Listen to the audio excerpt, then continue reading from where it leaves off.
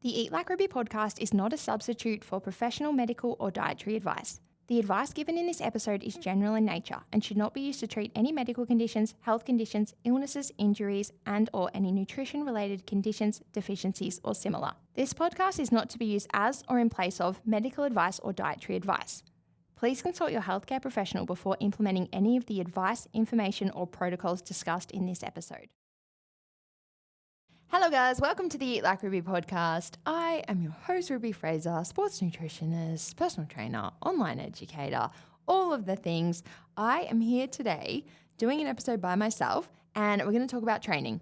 And I think this is just going to be like a fun, little bit educational, I don't know how fun, but fun for me because I like to talk about training. But I think just like slightly educational ep, but more so just like a few little cool things to think about as we come into a time of year where so many gym girls really want to focus on training. And obviously if you're a gym gal, you focus on training all year. But this is the time where we speak so much about like going away from fat loss, focusing on training.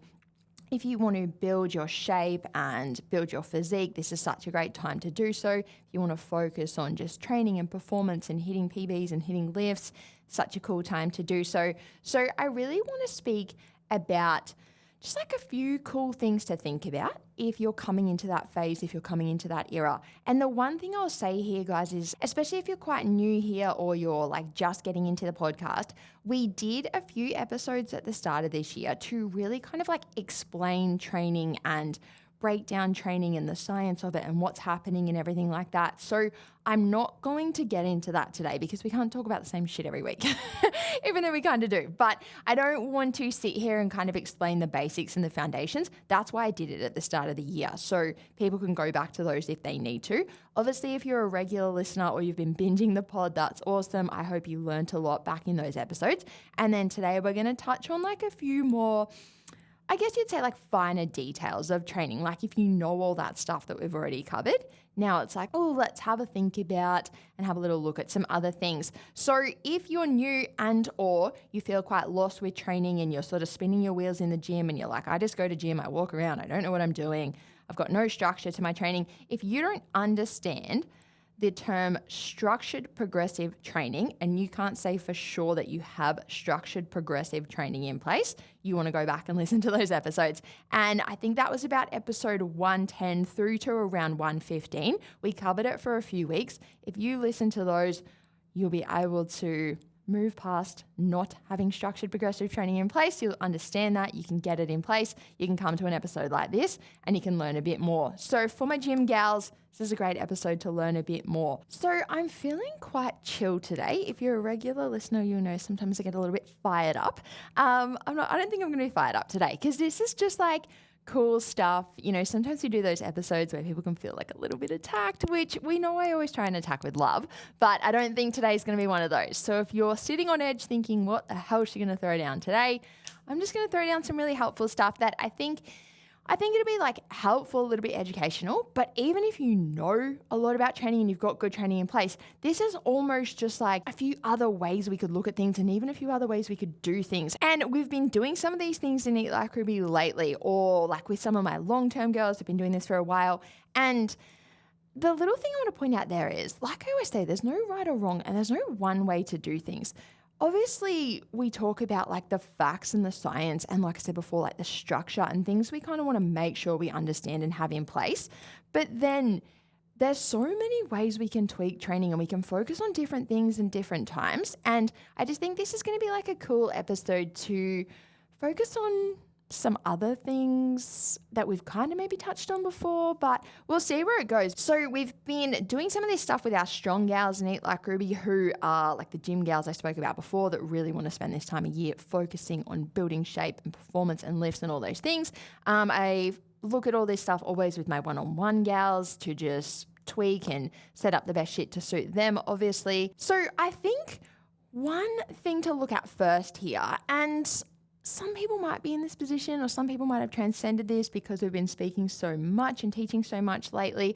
But I think when we look at someone really focusing on gym or training in general, I think for some people the mind can go to a place of like the more I can do, the better. If my focus is on gym, I should be in there 6 days a week. I should be in there for 2 hours. I should be absolutely like sending it. But if you think back to those episodes we did earlier this year, we spoke so much about structured training and going through an intentional training program, and then also intentionally going through rest and recovery, and really understanding the benefits of all of those things. And as a little bit of a side note, I've mentioned a few times on the podcast recently that I'm going to answer the question of, do I need a calorie surplus in place to gain muscle? And I have actually recorded the episode about that. It turned into 2 episodes, and it turned into 2 big, very factual, informative, big dog episodes, and they're going to drop next week. So if you are in that position and you've been waiting for that question, you've been waiting for that convo, it's recorded, it's coming.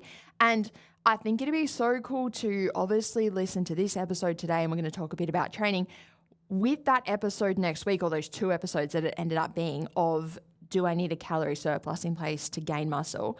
I absolutely broke down the science and the real juice of what happens in the body when we are training and gaining muscle, and that whole process. Like I said, it's a very big, juicy episode. I had to split it into 2. And once you've listened to those, all of this is going to make even more sense. So we've spoken early in the year about the structure and the rest and the recovery, all those things.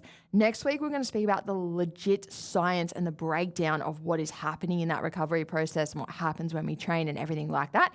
And I think all of that information is going to piece together with what we talk about today. So coming back to what I was just saying there, if your mind goes to a place of like, if I'm focusing on training, it should be the more I can train, the better, and the more intense and the more aggressive. And I think especially like duration is the biggest thing to catch here, and frequency. If you think the more often I can go to the gym and the longer I'm there, the better my results will be. First of all, that's not true. And we've spoken about that in previous episodes. I'm going to speak about it a little bit more now, and I'm going to speak about it a little bit more next week. So just important to catch that straight away. If your mind is like, the more I can do, the better. No, it's not. And we're going to get into that a little bit here. And I'm going to use our Eat Like Ruby Strong Gal program that we're running at the moment as a little bit of an example to break this down. But this will be applied to like any training program, whether you train with me or with someone else, or you're training on your own, or anything at all. The same training principles still apply. But what we really want to look at here with our strong gals in Eat Like Ruby, they are training 4 times a week. Straight up. They're girls that are like, I want to get after it with improving my shape and my physique and working on big lifts. I've written that program to be 4 times a week. I personally am training 4 times a week. I think last week we actually dropped the episode about my own training and nutrition at the moment. So that's a good episode if you haven't listened to that one, to just see how I actually do things.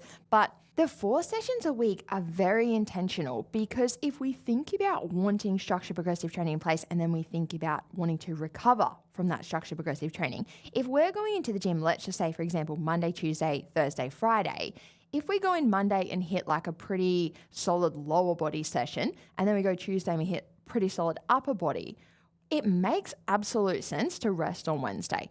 And we've spoken so much before, like we can do 2 days, we can do 5 days, like 4 days isn't the only way.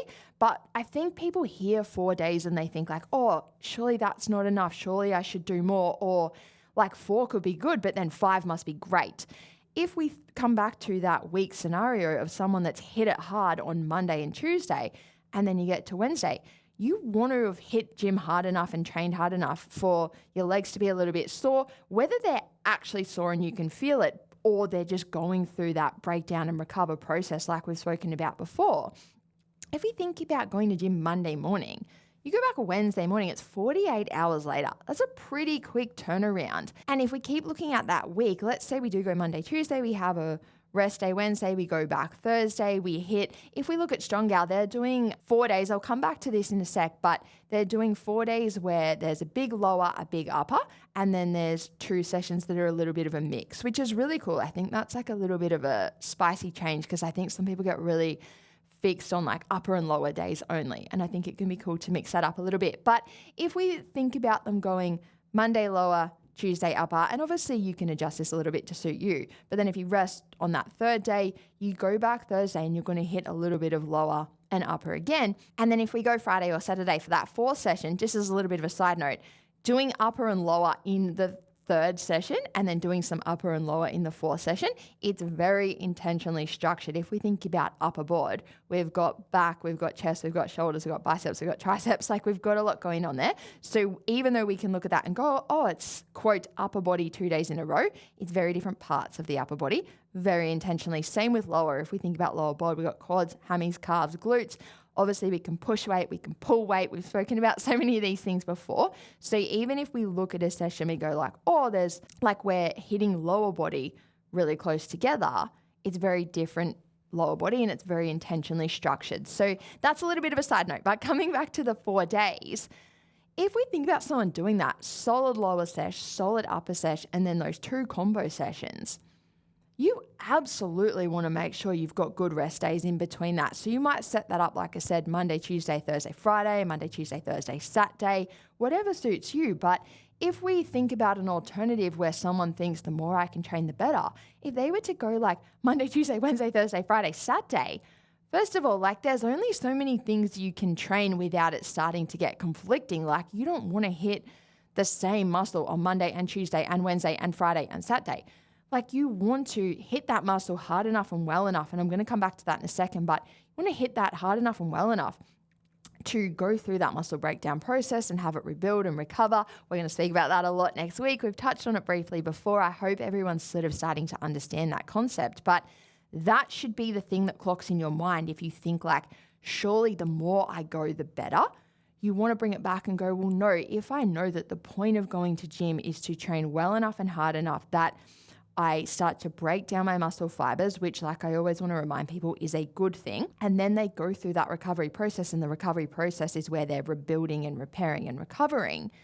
I don't want to intercept that process to train that muscle again. So if your mind thinks that the more I go, the better, we want to bring it back and go, well, no, it actually would make sense to hit a muscle maybe every 3rd day or 4th day. You might hit something once a week. If we think about, going into gym and doing like a solid sesh on your hammies, for an example, and you hit them hard and they're sore for 3 or 4 days, and maybe you did that on Monday, you don't start to feel good in the hammies till Friday. Then you let that settle over the weekend and you hit them again Monday. So like always, there's no right or wrong. We can hit things once, twice, maybe 3 times. That really is going to come back to the structure. And that's why, like I said at the start of this episode, you want to make sure you have structured training in place for this reason. And there was something in there that I said I'd come back to, and I think it was we want to like hit things hard enough and well enough. If we sort of tie that in with everything I just said, let's say, for example, on our day 1 of our strong gal training, we've got a squat. So the girls can do a barbell back squat if they want to. They can sub it for like a hack squat or a goblet squat if they need to. But that's our main big lift, our big focus of that session. And I'll come back to that in a second. But that should be a big focus and something that we want to get after it with, right? So we want to kind of think about the rolling cycle of training and the ongoing cycle of training. If you are doing that on Monday, you wouldn't want to have cooked your legs on Saturday, for example, and you wouldn't want to go back and cook them again on Wednesday, because if you've got a structured intentional session in place to really get after it with a big lower body movement and some accessory ones, and I'll talk about them in a second, you want the legs to be fresh, you want them to be recovered, you want them to feel good. So we don't want to have hit them too much before that session or too soon, too close to that session. We also don't want to hit them too soon after that session. And if we think about the rolling cycle and the ongoing weeks, we want to get a good structure in place where, like I said before, you might hit legs Monday and then you do a little bit more legs on Thursday or Friday or however you've set it up.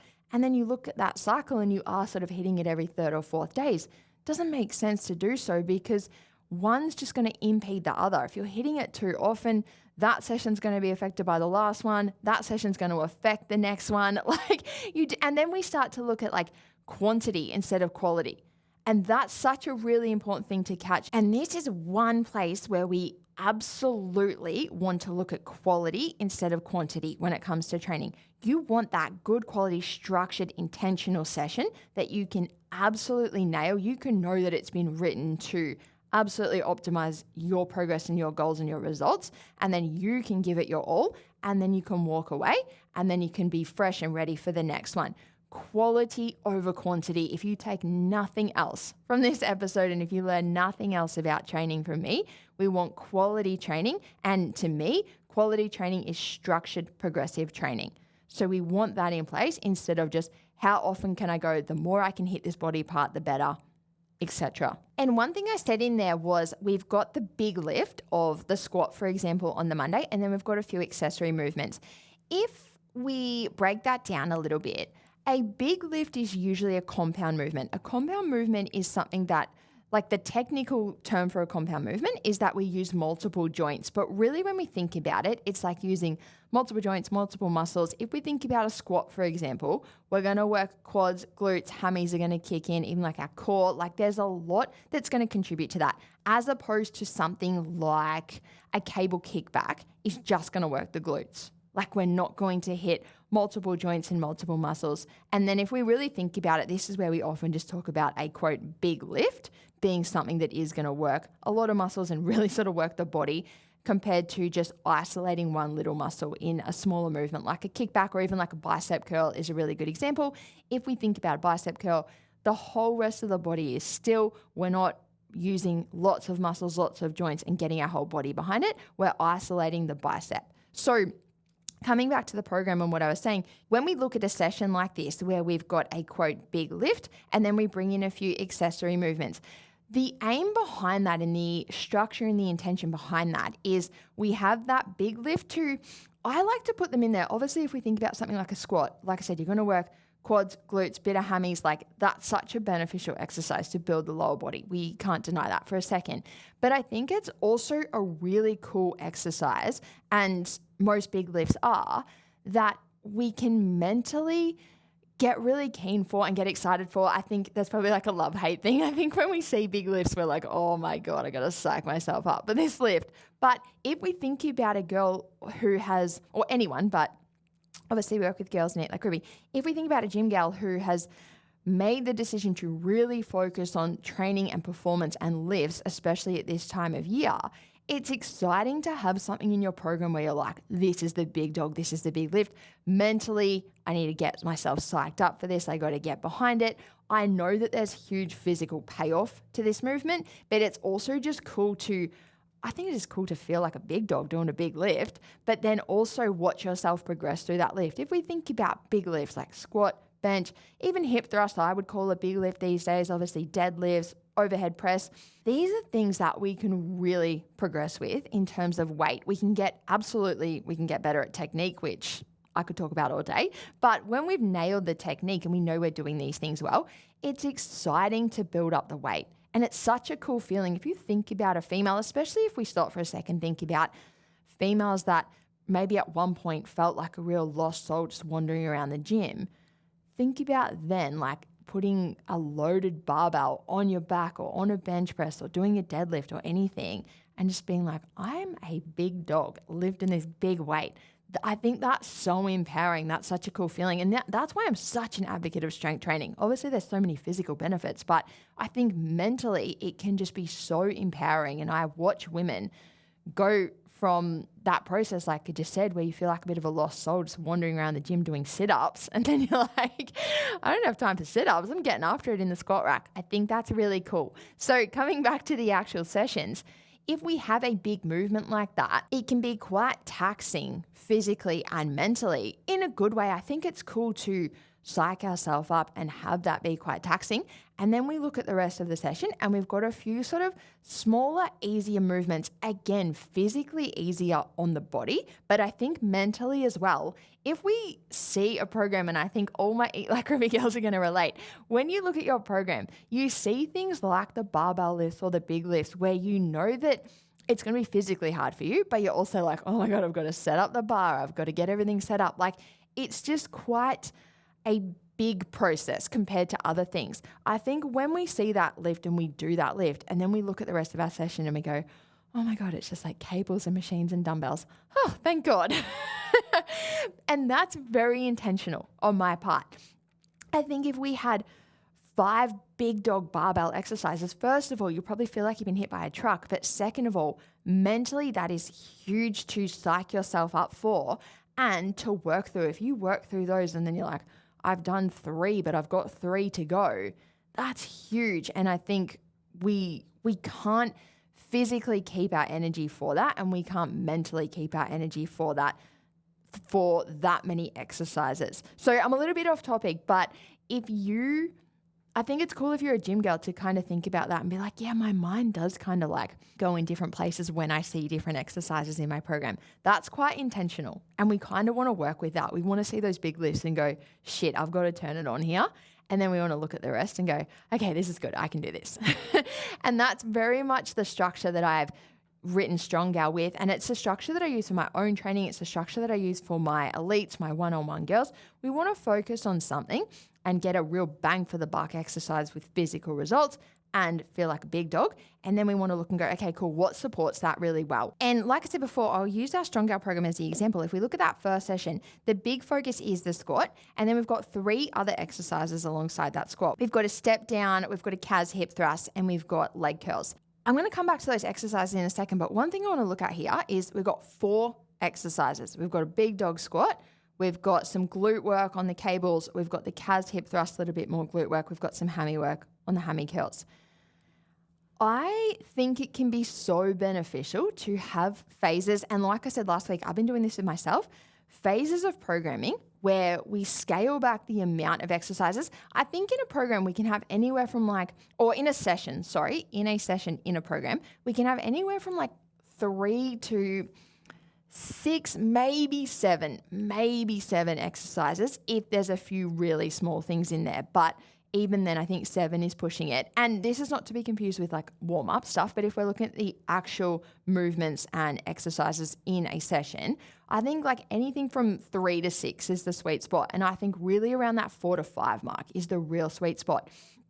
If we look at that for a second, like I said before, you've got that big lift that you're going to get psyched up for and you're going to physically give a lot to.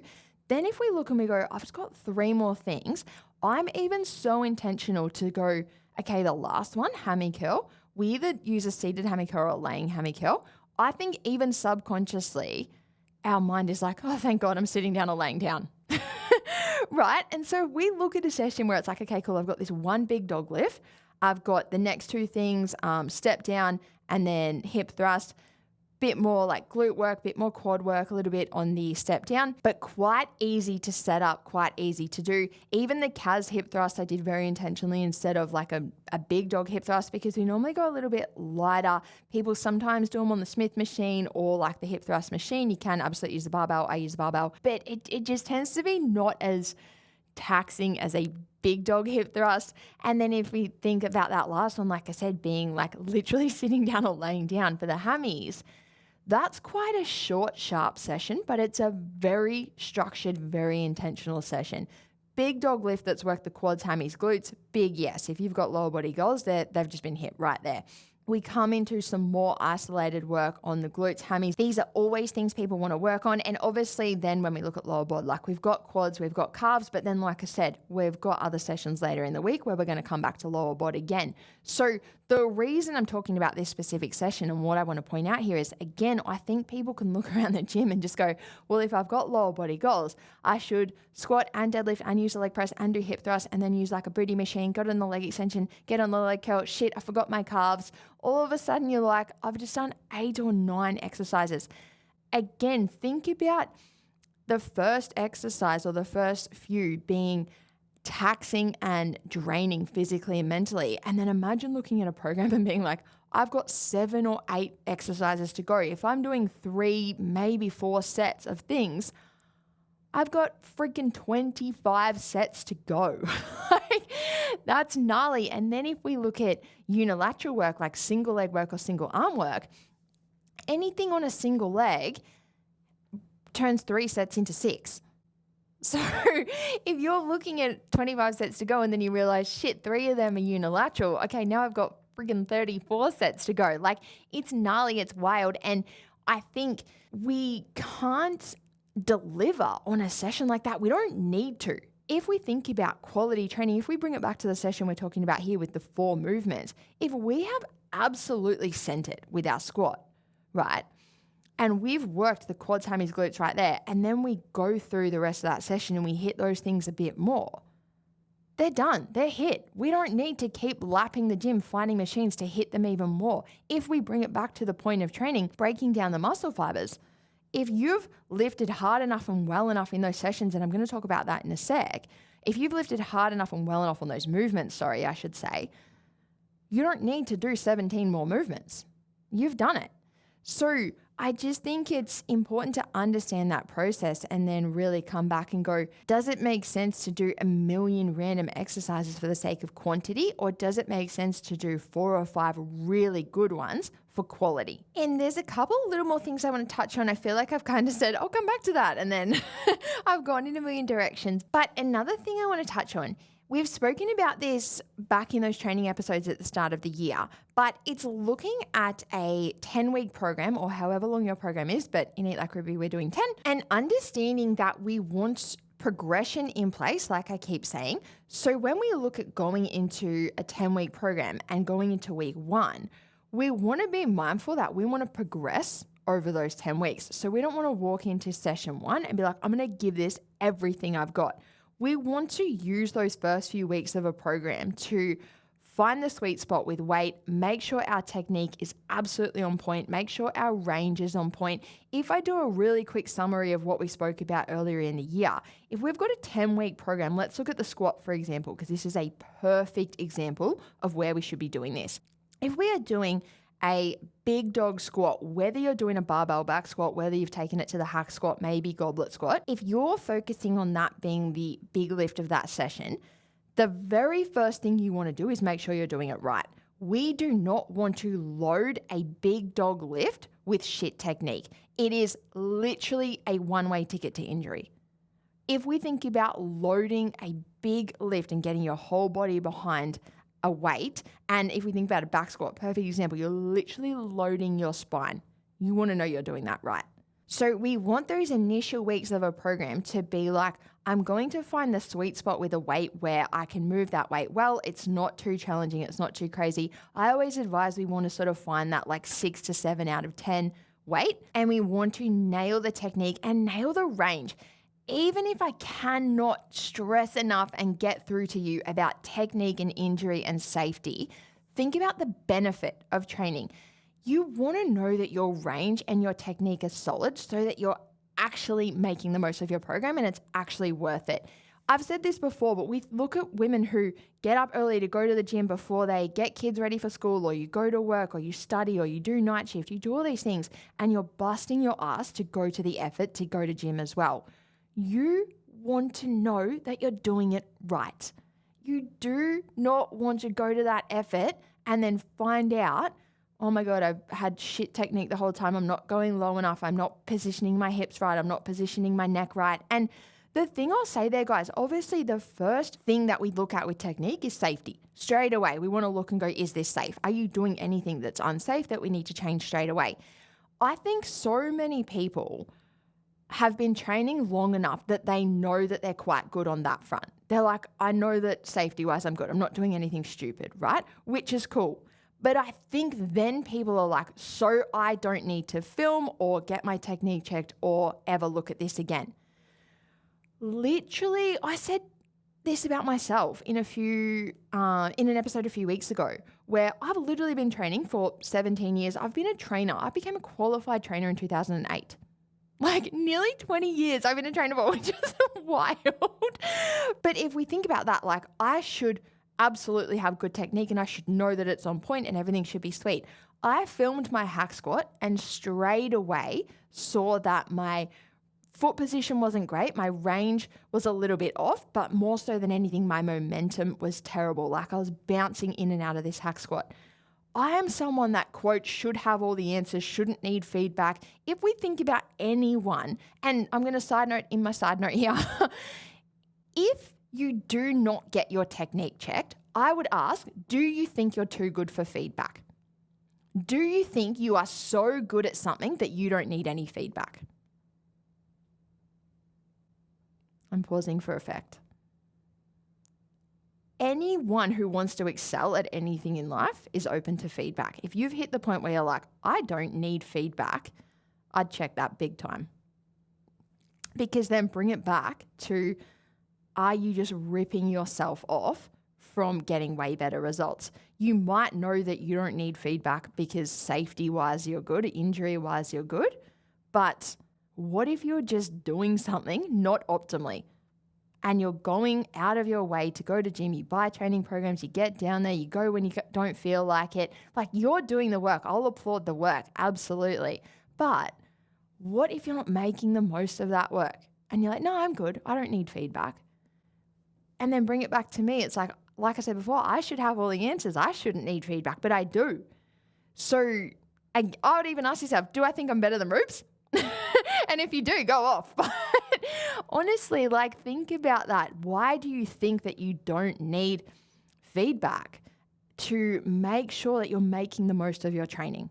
Is just a big thing I would look at there. But if we bring it back to those initial weeks of training, that's what we want to use them for. You want to use that first 1 to 2, maybe the third week, especially if you're doing something new. If we've got a 10-week program, we want those first few weeks to just be like, I got used to all the movements, I worked out where everything is in the gym. Some gyms have a few versions of things, so you might want to find the version that suits you. Like I said before, you might sub your back squat for a hack squat, so you've sort of played around with that. What am I going to do? What one am I going to focus on?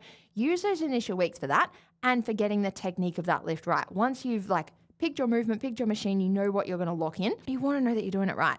Because then when we start to come into weeks 4 and 5 and we start to build on that weight, and then we do that more through 6, 7, 8, by the time we get to those last few weeks of the program, we should absolutely be sending it. But if we use a squat, for example, you want to know for sure that your technique is good, your range is good. You are absolutely getting the most out of that movement in those initial weeks, so that when you start to move into the weeks where you're really adding weight and ramping it up, you're doing that with the right technique. There's no point adding weight and ramping things up with shit technique, because A, you risk injury again, but B, you're just not getting the most out of the exercise. So again, someone gets in that mentality, maybe a bit of ego on my high horse. Oh my God, I'm lifting big, I'm increasing weight, I'm hitting PBs. You haven't even checked that you're bloody doing it right. I said I was going to be nice in this episode, but I said I wasn't going to be fired up. That gets me a little bit fired up, because then if you turn around, if you're someone who's been training for a long time and you're like, well, I'm not getting to where I want to be, this is probably why. And even if you are making wicked progress, I'd be like, well, shit, could I be making better progress if I was optimizing my technique and fixing little things? Nearly everyone has little things to fix on their lifts. So fix them ASAP and then get better results. But I'll move on from that point. If we come back to the weight and the structure and the progression, if we know that from the week 4-ish mark onwards, we're really going to be increasing weight, we want to look at that and go, okay, we'll spend 1, 2, 3 weeks getting the technique right, because then I'm going to spend more than double that time getting after it with the weight. And if we step back and look at someone going through continuous 10-week training cycles, that's a really cool cycle to be in. If we look at that, let's say you use 2 weeks to scale weight back and refine technique and range. You're using 1/5 of your training time to really focus on that, and then 4/5 of your training time to get after it with big progressive weight. And the cool little thing to think about here, especially if you're an experienced gym gal and you're understanding everything I'm saying and you understand progressive overload, often people can think that scaling weight back is then scaling back on my progression, but it's not if that gives you a chance to increase your range. So if we look at someone squatting, for example, if you've done a few 10-week programs with the same movement in it, right? If you've nailed that range and everything in weeks 1, 2, 3, then you really build the weight up over the next 7 to 8 weeks. When you come back to week 1 and 2 of the next 10-week block, you want to scale that weight back a bit, because often as the weight increases and we really get in that mentality of getting after heavy weight and a big lift, the range and the technique and everything just naturally takes a little bit of a hit. And that's fine within reason, right? Obviously, we always want to prioritize safety, but that's fine within reason, so long as we bring it back. we come back to week 1 and 2 of a program and we go, okay, cool, scale weight back a little bit. I've just prioritized weight for the last 6, 7, 8 weeks. It's time to prioritize technique and range again. Make sure I bring those back, get them spot on, and then I go through that cycle again. And we always want to prioritize technique and range every single week. But if you think about someone with the squat, let's just say purely as an example, you're squatting 60 kilos on your back in those initial weeks, and then you build it up into the 70s and maybe you finish up in the 80s. If the 80s are super hard for you and you're like, shit, this is like max 10 out of 10, like I am peaking here, there's probably a few reps where you rip yourself off a little bit of range, right? So again, that can be fine within reason, because then we bring it back to that next program and we go, okay, cool, let's take it back to the 60s, maybe 70s. Let's get that range back and then let's build it up again. And when we build it up again, we would have increased strength in that last program. So then we might build through like the 70s and the 80s and we hit the 90s.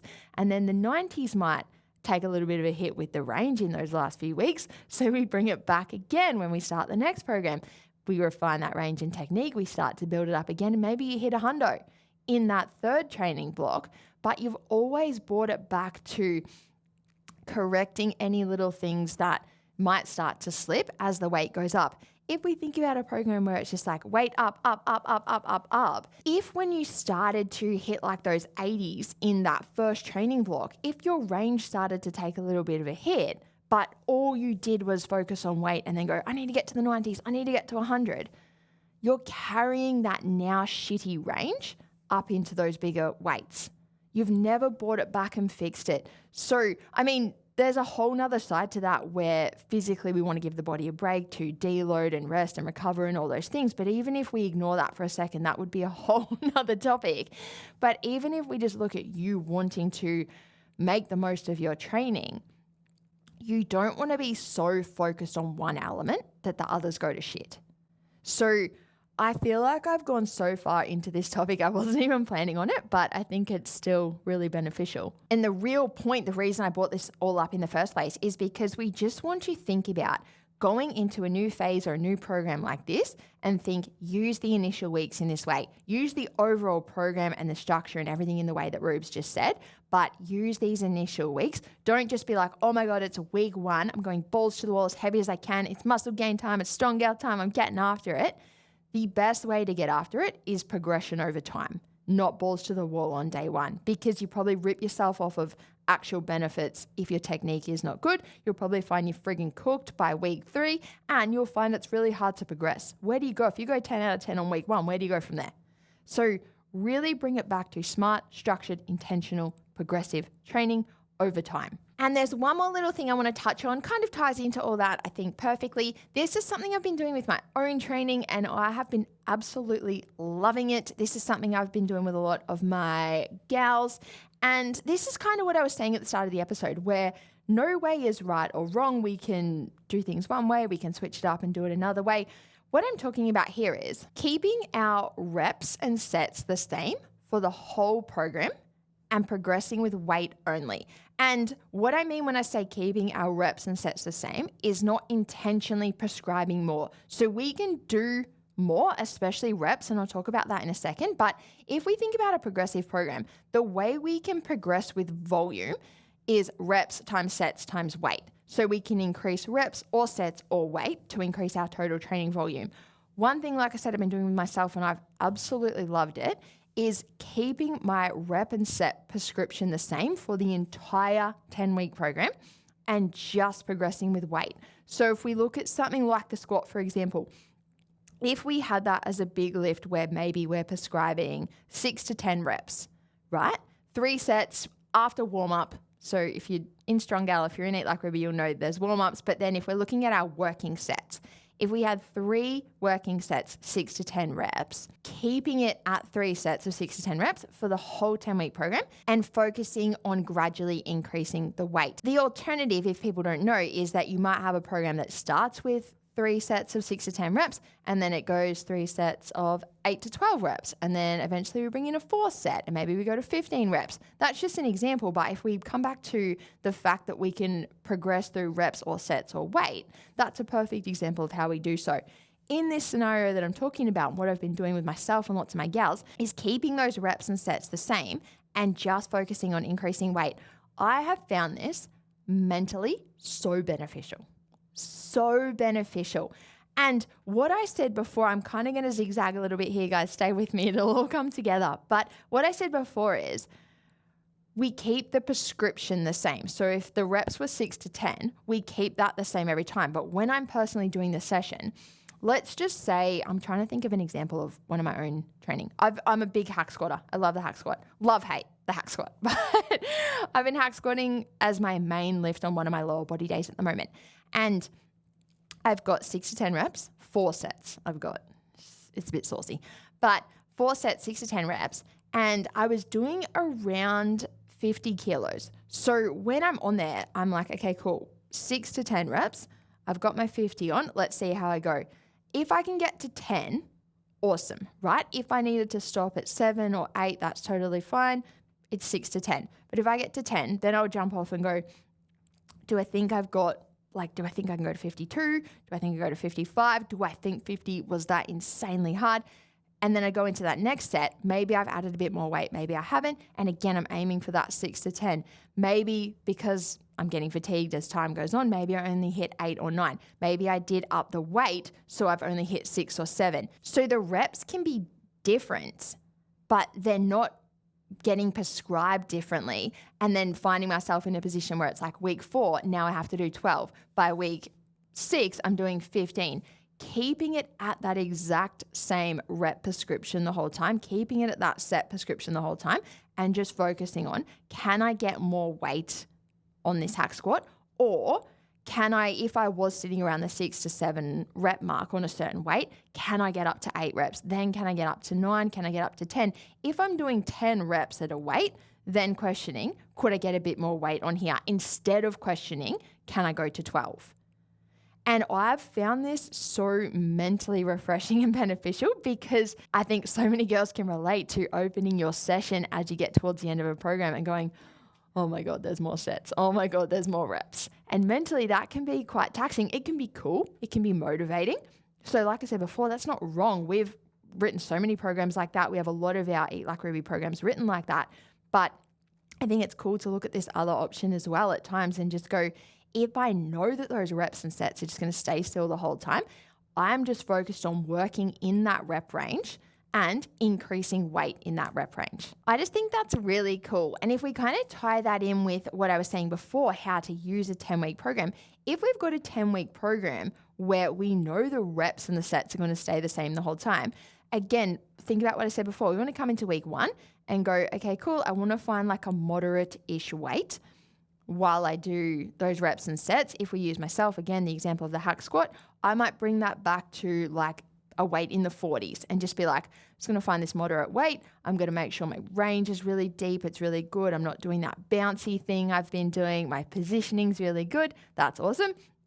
And then as I go into week 2 or 3, I start to come back up into the 50s. Then I maybe start to go into the 60s. I think at the moment, I think I hit a 62.5 the other day. But going through those 10 weeks with that rep and set prescription staying the same, using those first few weeks to get my range, my technique, everything really good, and then just building on the weight in that time. Knowing that the reps are a range and you can always kind of fall on the lower end if you need to, or you can push to that higher end if you can, and just staying within that, but then using that as your gauge to be like, well, if I can always hit that high rep range, does that just mean it's time to up the weight?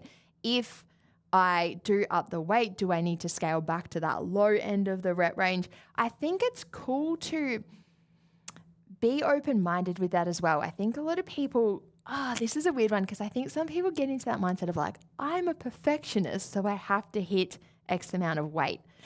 I mean, I could talk about that. That's a whole new topic, but don't cock-block yourself like that.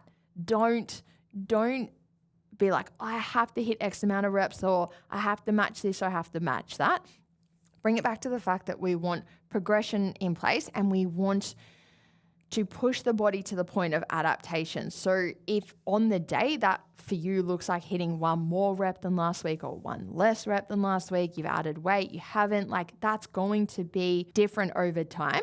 Don't get stuck in your ways of being like, I'm a perfectionist, I need to hit X amount. You want to hit the amount that leaves you in a position of pushing your body to the point of adaptation and progressing over time. So that's a whole nother topic, but I think there's just some cool things to think about in this episode, especially if you are a gym gal who wants to really make the most or get the most out of your training over the next few months, to focus on your shape or your physique or just like your performance and your PBs or both, all of the above. Obviously, this is something we do hugely in Eat Like Ruby. Like I said, we have our Strong Gals in action right now. Shout out Strong Gals. And if you are not an Eat Like Ruby gym gal and you want to be, obviously, like I said, this is something we do hugely. I love it. If you can't tell, I'm obsessed with talking about it. I'm obsessed with doing it. And if you are picking up what I am putting down, we would love to have you. But that is all from me today. Like I said, guys, I'm going to be back next week with those big, fat episodes about the science of muscle breakdown and what's happening there and muscle growth, and do I need a calorie surplus in place to make that happen? And I think even people kind of get in that mentality of like, if I'm not in a surplus, there's no point doing a big dog training program. I think I'm going to bust that myth. Those are big, juicy episodes. So they will be next week. We do have an episode dropping this Friday as well. Obviously, like always, guys, if you could please share the podcast on your Instagram stories, tag Eat Like Ruby. I would appreciate it so much. But apart from that, thank you so much for listening. I will be back on Friday.